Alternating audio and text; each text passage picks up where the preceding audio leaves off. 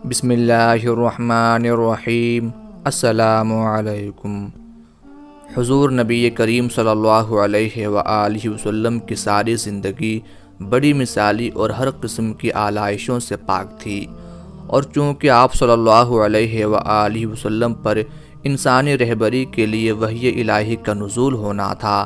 اور آپ کے ذریعے لوگوں تک ہدایت پہنچا کر آپ صلی اللہ علیہ وآلہ وسلم کو امام و مقتدیٰ اور آپ کی سیرت طیبہ کو اسوہ بنانا تھا، اس لیے اللہ تبارک و تعالیٰ نے آپ کی زندگی کو ہر برائی سے پاک رکھا اور قدم قدم پر آپ صلی اللہ علیہ وآلہ وسلم کی حفاظت کا اہتمام کیا۔ اس لیے نبوت کے بعد ہی نہیں بلکہ نبوت سے پہلے بھی بچپن اور جوانی دونوں میں گناہ و معصیت اور انسانی شخصیت کو داغدار کرنے والے گھٹیا قسم کے اعمال و افعال سے آپ محفوظ اور معصوم رہے۔ ناظرین، یہ سب جانتے ہیں کہ ہمارے نبی حضرت محمد مصطفیٰ صلی اللہ علیہ وآلہ وسلم جس معاشرہ میں پروان چڑھے اور جس میں آپ صلی اللہ علیہ وآلہ وسلم نے اپنے بچپن اور جوانی کا وقت گزارا، اس میں زناکاری، فحاشی، شراب نوشی، سود و قمار، ناچ گانا اور دیگر ہر قسم کی برائیاں عروج پر تھیں، بلکہ بہت سی برائیاں لوگوں کی شرافت و تہذیب کی علامت بن چکی تھیں۔ ایسے معاشرہ میں تمام تر برائیوں سے محفوظ رہنا اور کسی معمولی سے معمولی برے عمل سے اپنی سیرت کو داغدار نہ ہونے دینا، یہ بڑے کمال کی بات ہے، کیونکہ عام انسانی فطرت ہے کہ انسان جس معاشرہ میں آنکھیں کھولتا ہے اور پروان چڑھتا ہے، اس معاشرہ سے ضرور متاثر ہوتا ہے اور اس کے رائج اور عام برائیوں سے نہیں بچ پاتا ہے۔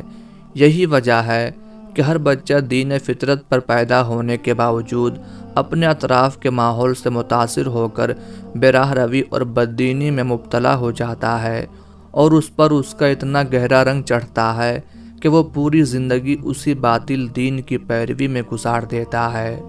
رسول اللہ صلی اللہ علیہ وآلہ وسلم کا ارشاد ہے، ہر بچہ فطرت پر پیدا ہوتا ہے، پھر اس کے ماں باپ اسے یہودی، نصرانی یا مجوسی بنا دیتے ہیں۔ اس عام انسانی عادت کے برخلاف اللہ نے اپنے نبی کو معاشرہ میں رائج ہر قسم کی برائی سے محفوظ رکھا اور آپ صلی اللہ علیہ وآلہ وسلم کو معصیت سے مکمل محفوظ رکھنے کی خاطر بچپن میں ہی شق صدر کرا کر مادہ معصیت کو دل سے نکلوا دیا، تاکہ ارادہ معصیت سے بھی قلب نبوی پاک ہو اور اس پاک دل کو شیطان کبھی بھی اپنے زہر سے گندہ نہ کر سکے۔ اس کے لیے قلب تک شیطان کی رسائی کی راہ مہر نبوت کے ذریعے سے پہلے سے ہی بند کر دی گئی تھی۔ چنانچہ آپ صلی اللہ علیہ وآلہ وسلم کی پیدائش مہر نبوت کے ساتھ ہوئی، اور جس جگہ مہر نبوت تھی وہی جگہ ہے جہاں سے شیطان قلب انسانی تک وساوس منتقل کرتا ہے۔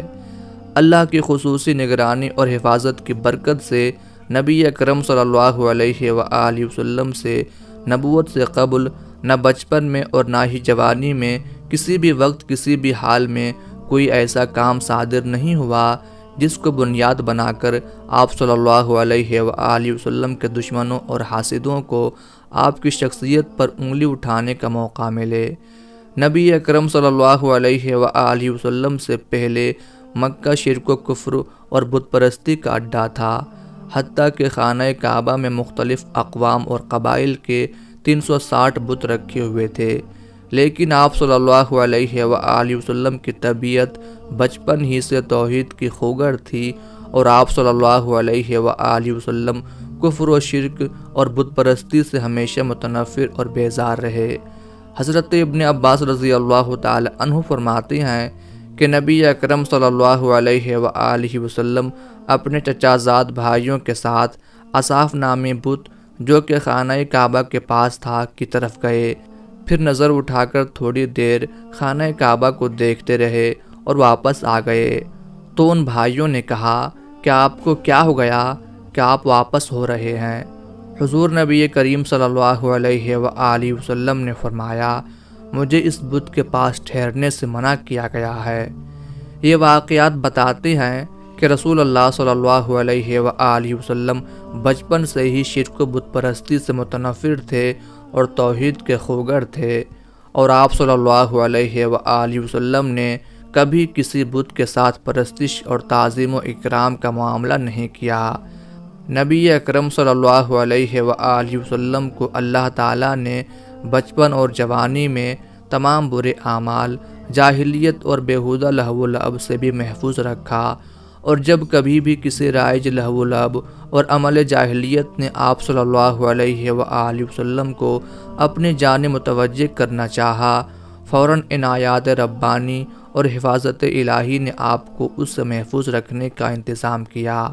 اور آپ صلی اللہ علیہ وآلہ وسلم اس سے محفوظ رہے۔ حضرت علی رضی اللہ تعالی عنہ سے مروی ہے کہ رسول اللہ صلی اللہ علیہ وآلہ وسلم نے فرمایا کہ میں نے 2 مرتبہ کے سوا جاہلیت کے اعمال میں سے کسی بھی عمل کا کبھی ارادہ نہیں کیا، اور دونوں بار اللہ تعالیٰ نے میری حفاظت فرمائی۔ واقعہ کچھ یوں ہے کہ جو لڑکا میرے ساتھ مکہ مکرمہ میں بکریاں چرایا کرتا تھا، ایک رات میں نے اس سے کہا کہ تم میری بکریوں کی دیکھ بھال کرنا، میں مکہ مکرمہ جا کر نوجوانوں کی قصہ گوئی کی محفل میں شرکت کرتا ہوں۔ اس نے کہا ٹھیک ہے۔ اس کے بعد میں مکہ مکرمہ روانہ ہو گیا۔ ابھی میں مکہ مکرمہ کے پہلے ہی گھر کے قریب پہنچا تھا کہ باجے کی آواز سنائی دی۔ میں نے پوچھا یہ کیا ہے؟ مجھے بتایا گیا کہ فلاں شخص کی شادی ہے۔ جوں ہی میں نے باجے کی آواز سننے کے لیے خود کو تیار کیا، اللہ تعالیٰ نے میرے کانوں کو بند کر دیا اور میں وہیں سو گیا۔